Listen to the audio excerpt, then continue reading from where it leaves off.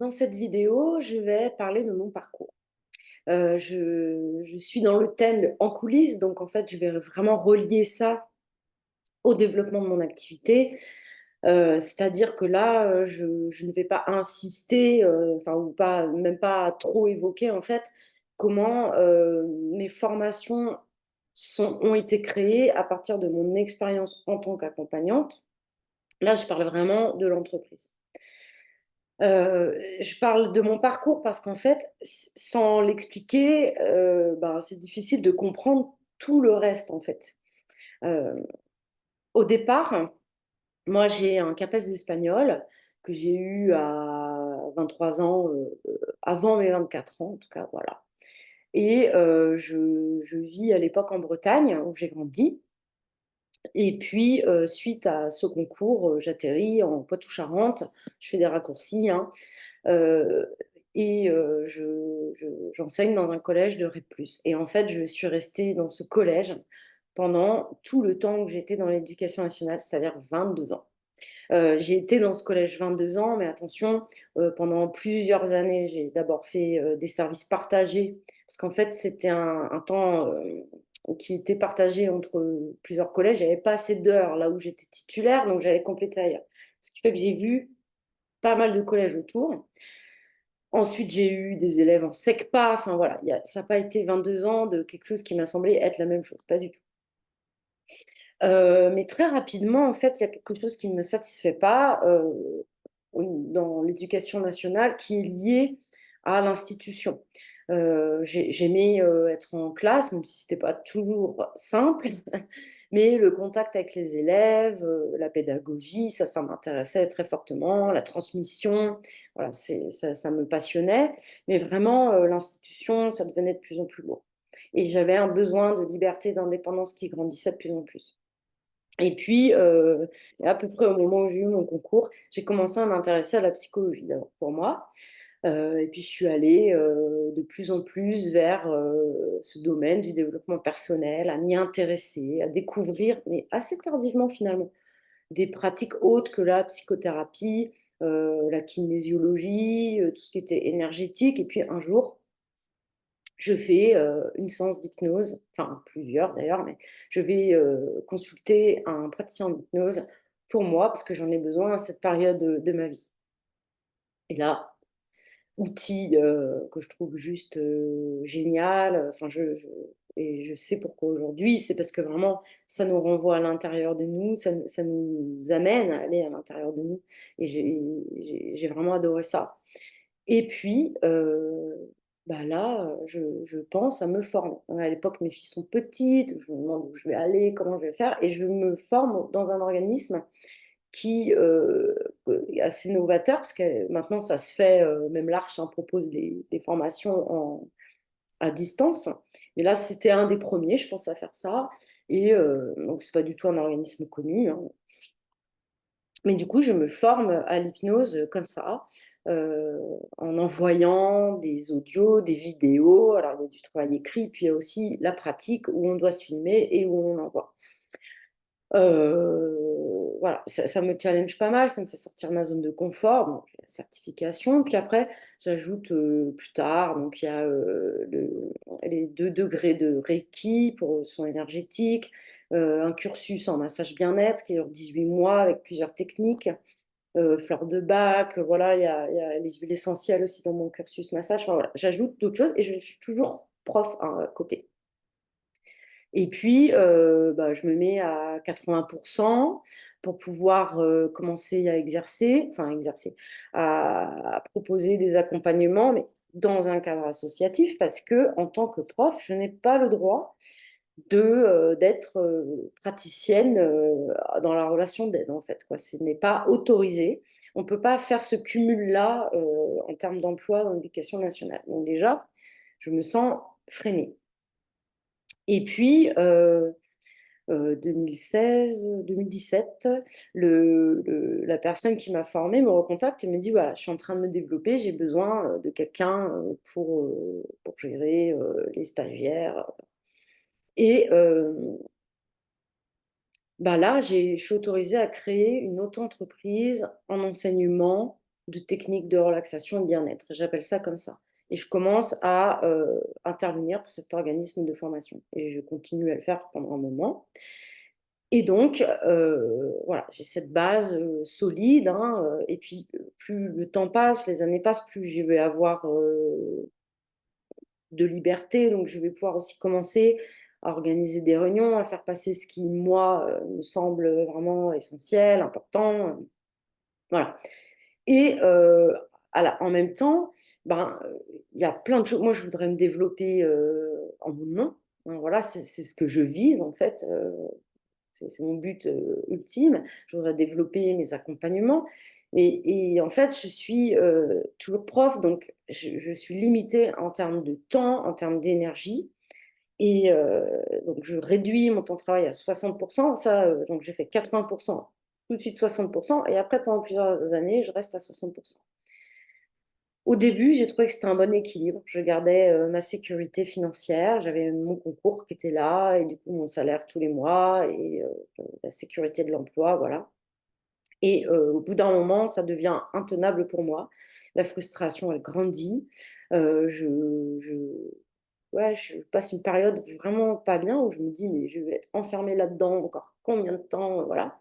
Je me fais accompagner à ce moment-là parce que j'en ai besoin et ça m'aide à d'un coup, ça se débloque. C'est-à-dire j'avais plein de freins, plein de raisons de pas, vouloir quitter, notamment que mes filles avec le temps, ont grandi et que elles ont aujourd'hui 18 et 21 ans. J'en ai une en études supérieures sur Bordeaux, donc nous on habite Angoulême, donc elle a un logement, hein, qu'il faut payer et puis, sa petite sœur qui est en terminale a pour projet aussi, elle, d'aller suivre des études à Bordeaux. Donc j'avais mes 2 filles vont être en études, donc il y a plus d'allocation familiale, il y a des dépenses supplémentaires. Comment je vais pouvoir faire face à ça? C'était mon gros frein. J'ai toujours un crédit sur la maison, enfin voilà, pour vous donner une idée un peu de la situation financière. Mais cet accompagnement ouvre des choses pour moi et puis d'un coup, je me dis que, bah, voilà, c'est le moment. Et j'ai toujours ce travail, enfin ces interventions auprès de l'organisme de formation et du coup, ça me donne, vraiment une stabilité, quelque chose de sécure sur quoi je peux m'appuyer. Donc je me dis: «J'ai ça qui est sécure et on me paye, bien, très bien. Donc à partir de là, ben, moi, je vais développer, tranquillement, mes petites formations à mon rythme et ça sera très bien». Et puis arrive le mois de juin où, voilà, tout se fait, le rectorat, je peux partir parce que ma première demande, pour quitter a été, accordée, alors que c'était OK sur le papier, mais en fait, le rectorat s'attendait à recevoir un budget supplémentaire qu'ils n'ont finalement pas reçu. Donc, il y a toute une salve de personnes, qui ne sont pas parties et du coup, je suis partie à ma deuxième demande.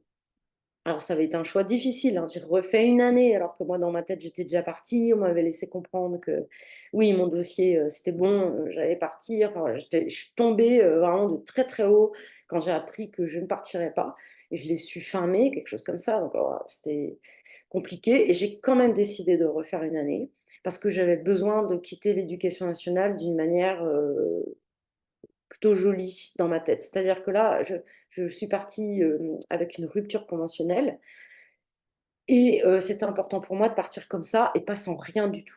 Alors, étant à 60 ma p je suis partie avec une petite somme par rapport à quelqu'un qui serait parti à temps plein et mon allocation de Pôle emploi et ben, elle est aussi réduite par rapport à quelqu'un qui aurait été à temps plein. C'était comme ça, c'était le jeu et en même temps, est-ce que j'aurais pu mener tout ça de front si j'avais pas été à temps partiel?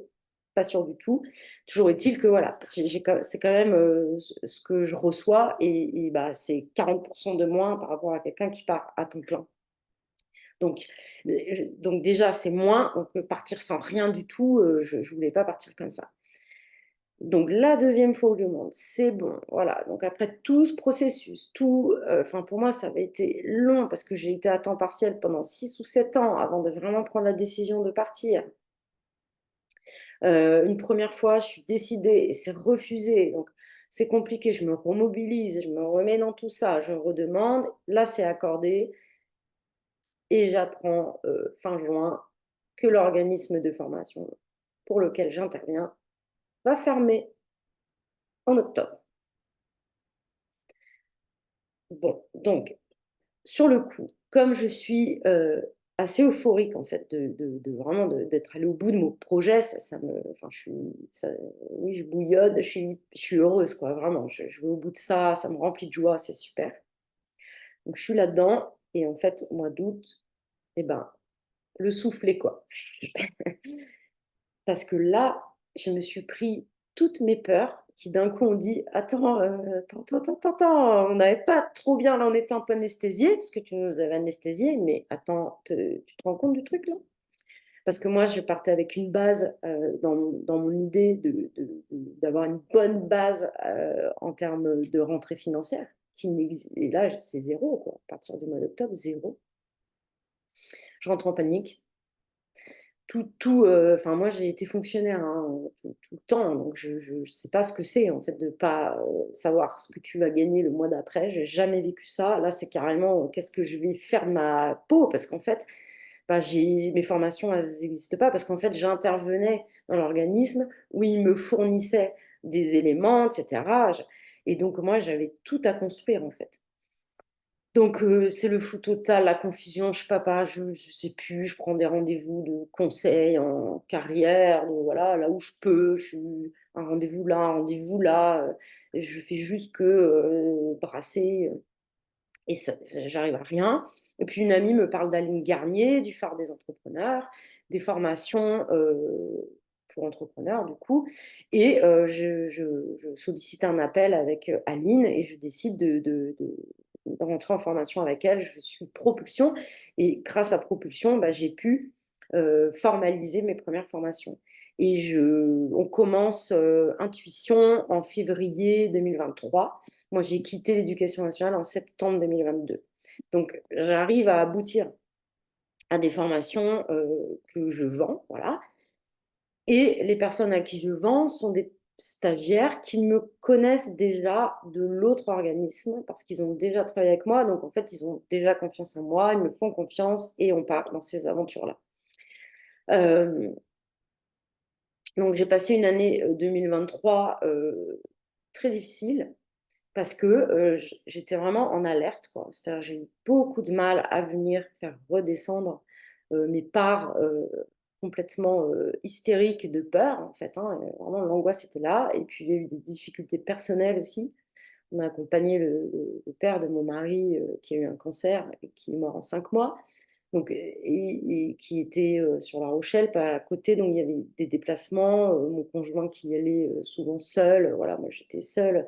Tout ça, en même temps, en fait, avec un changement de vie radical. Parce que moi j'ai plus de collègues, hein, du coup, bah, bien sûr, voilà, je suis chez moi, voilà, ici, parce que je suis chez moi, là, dans mon cabinet, avec mon bureau pour, travailler, enfin voilà, créer les formations, rédiger et cetera, et puis en séance, voilà, avec les clients. Donc je suis, voilà, chez moi, beaucoup, beaucoup chez moi, et mes parts de peur me disent: «Tu restes ici, tu bouges pas et tu bosses tant qu'on n'a pas un truc un peu sécurisant». Sauf qu'évidemment, je suis pas efficace, je suis enfin voilà, tout ce qui va avec, vous pouvez vous en douter. Donc ça a été tout un travail pour moi de venir ramener de la sécurité. Ramener de la sécurité, et bah, ça passe que par une chose, c'est par l'intérieur, voilà. Parce qu'en fait, bah, la sécurité extérieure, la preuve, si on base notre sécurité sur les éléments extérieurs, notre couple exclusivement, le travail exclusivement, bah, voilà, il peut se produire ce genre de choses. Donc moi qui avais, beaucoup compté, sur de l'extérieur pour faire sécurité, et ben là, j'étais ramenée à aller à l'intérieur de moi, chercher cette sécurité dans un moment où j'en manquais, énormément. Donc ça a été vraiment tout un processus. Tout ça pour dire que déjà, dès le début, je suis, dans l'entreprise, projetée dans, moi. C'est-à-dire, moi et mes blessures, moi et mes freins, on va dire, moi et ce qui m'empêche en fait, quelque part. Mais ça, ce sont des éléments que de toute façon, j'aurais rencontrés dans ma vie, pas que dans la vie pro, partout, parce que ça déteint partout. Donc déjà, dès le début, je touche, clairement à des choses qui sont liées à moi, donc là, j'ai parlé de sécurité intérieure, de peur. Et puis, bah voilà, petit à petit, bah, tout l'enjeu, il est maintenant de rééquilibrer ma vie. J'ai pu voir aussi, bah voilà, comme en 2023, j'étais tout le temps poussée, poussée. Enfin là, je suis début 2024, un gros vide énergétique, grosse fatigue, mais ça dure, ça dure, ça dure. Et en fait, je me dis, bah oui, évidemment, parce que en 2023, ça a été tellement. J'ai tiré sur la corde, on va dire, je me suis tellement exigée. Et puis, le stress est extrêmement fatigant. Donc, bah, forcément, là, je suis comme dans une convalescence d'avoir eu des émotions très intenses, très inconfortables. Donc, voilà, donc maintenant, j'ai besoin de me reposer clairement et de, de venir créer un autre système. Parce qu'en fait, alors ce qui est bien, quelque part, entre guillemets, c'est que si j'éprouve cette fatigue-là, c'est parce qu'enfin, il y a quelque chose qui a lâché, parce que je me laisse aller à ça, et il était temps. Et du coup, l'idée, c'est, enfin là, j'ai fait aussi une grosse intégration, je veux dire, au-delà de la prise de conscience, c'est que j'ai pu me sentir comme, en fait, ce système qui avance en force, hein, sur le système sympathique à fond, là, c'est pas du tout une nouveauté. C'est que j'ai toujours fonctionné comme ça, en fait. Et j'ai mis ça en place quand j'étais enfant, d'être dans ce système-là, quoi. Et là, bah, ça m'a, oui, comme si d'un coup, alors c'est bizarre, parce qu'au départ, je le savais, mais ça a été profondément intégré. Et il y a vraiment ma partie, on va dire, consciente, de plus grande conscience, qui ne veut plus de ça et qui dit bah non, mais en fait, moi j'ai choisi cette vie pour autre chose. C'est autre chose que je veux vivre. Je veux me sentir paisible, joyeuse, légère, enthousiaste. C'est ça que je veux. Et bah, maintenant, tout l'enjeu, il va être d'apprendre à fonctionner différemment qu'avec ce système en force, quoi, qui avance en force. Et bah, je suis en train d'apprendre, parce qu'en fait, bah, quand on n'a jamais fait, bah oui, on est en apprentissage. Donc voilà, un petit peu pour résumer. Alors j'ai dit pas mal de choses, mais pour dire, ben, là où j'en suis. Donc ouais, je vous parle de ces choses intimes, c'est intime, hein, c'est vraiment, ce qui se vit profondément pour moi là, à l'intérieur, et pour vous dire à quel point, ben, ça va se ressentir dans le développement de mon entreprise. Parce que quand on est, dans un système qui avance en force et qu'on se va se forcer à publier, par exemple, bah, on va pas être dans une énergie, dans la publication d'expansion, d'enthousiasme, voilà, l'énergie qui va, même s'il y a ça quand même, ben, l'énergie de base qui a généré ça, c'est le faut y aller, on a besoin que ça marche. Et je pense que j'ai mis beaucoup de ça au début. Donc là, l'idée, c'est d'aller vers autre chose. Et dans un moment où la seule, j'aurais juste envie de prendre des vacances hyper longues. Voilà. Et le truc, c'est que si on disparaît complètement, voilà, alors je fais des pauses, hein, moi je prends des congés régulièrement, vous le savez, voilà, il n'y a pas de problème. Mais il y a un moment, il y a un minimum que j'assure, que je me propose d'assurer. Mais le vrai minimum, c'est l'accompagnement de mes consultants que je fais passer au premier plan, et l'accompagnement de mes stagiaires, c'est qu'on est en session de formation. Et en fait, là, dans cette période où je vais recentrer sur ces essentiels, bah, ça m'a fait aussi beaucoup de bien parce que je me suis beaucoup plus reconnectée à ce qui est mon métier, en fait. Mon métier, c'est d'accompagner et c'est de transmettre, et voilà. Et publier comme ça, hyper souvent, beaucoup, en tout cas, passer beaucoup, beaucoup de temps et d'énergie là-dedans. Mais en fait, c'est pas ça mon métier. Donc, c'est une partie qui est corrélée à mon métier, ça oui, mais il y a eu une période où j'ai l'impression que je faisais plus que ça, et beaucoup plus de ça que mon métier de base, en fait. Donc là, ça me permet de recontacter vraiment mon métier de base, et finalement, ça me fait du bien. Voilà pour cette présentation qui dit d'où je viens, où j'en suis aujourd'hui. Et puis, je vous dis à très vite pour un prochain numéro, on va dire, ou épisode, je ne sais pas comment l'appeler, dans Coulisses.